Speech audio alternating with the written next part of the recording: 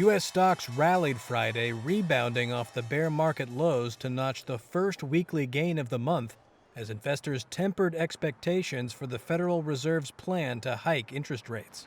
This after a University of Michigan survey showed that while U.S. consumer sentiment fell to a record low in June, Americans saw a marginal improvement in the outlook for inflation.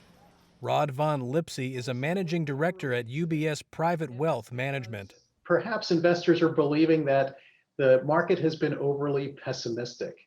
With last week's hawkish Fed, there's probably a higher likelihood that we could maneuver ourselves to a soft landing. And so the traders are coming back and saying maybe things are overly pessimistic. And so we're seeing a little bit of support in the markets this afternoon. The Dow climbed more than 800 points to end almost 2.7% higher.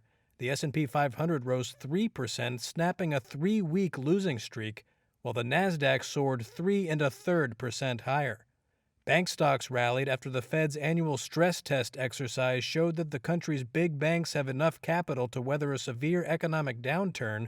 Shares of FedEx jumped after issuing a stronger than expected full-year profit forecast, and tech stocks, which have been battered so far this year, staged a comeback, with Meta Platforms, Alphabet, and Netflix each posting gains of more than 5%.